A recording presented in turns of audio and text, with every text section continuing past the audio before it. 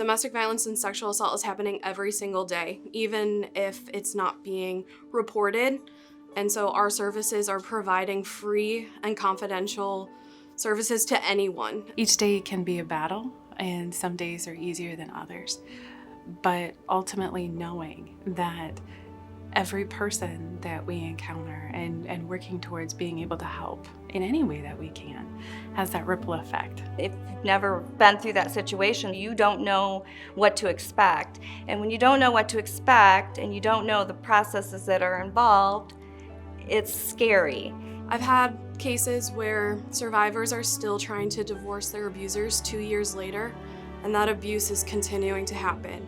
Whether they're married or have kids, they're still continuing to have to either co-parent or see their abuser very often, and so that abuse is not stopping.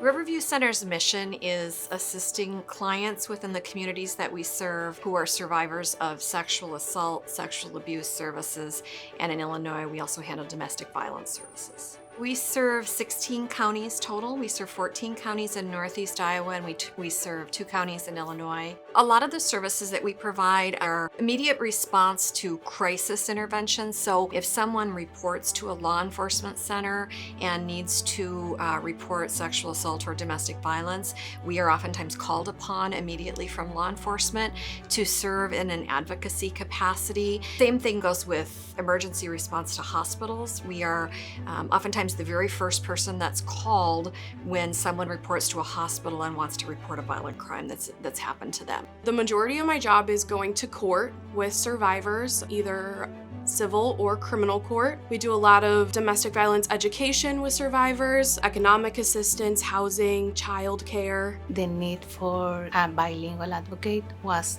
huge. I work with marginalized populations, I work with Hispanic, and I work with African Americans, I work with refugees and immigrants. I help them with resources.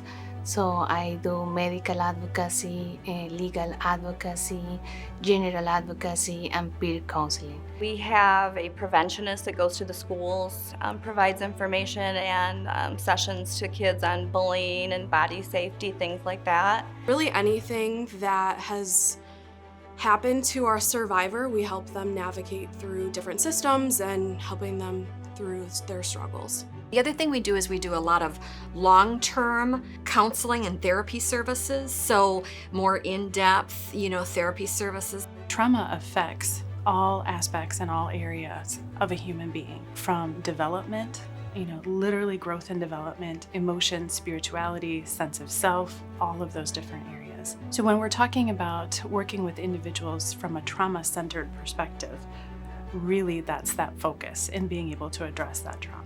We work very hard to let men and boys know that we're available, to let immigrants, maybe undocumented immigrants, know that we're available to them as well. The other big thing about our services is everything that we do in this organization is 100% free and 100% confidential. So we will never ask if you have insurance, and we will never ask for payment. There's no sliding fee scale here. We are funded by the communities that we serve. We are on call 24 hours a day, 7 days a week, and we're there to serve the communities that we have been entrusted to serve.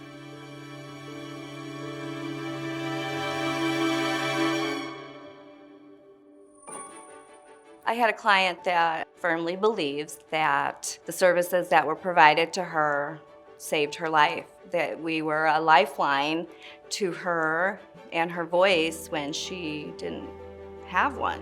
What I do is important for the community because everybody needs some kind of support. I am absolutely honored, whether it's the smallest of children or some of the seniors that I work with, for being able to be a part of their journey.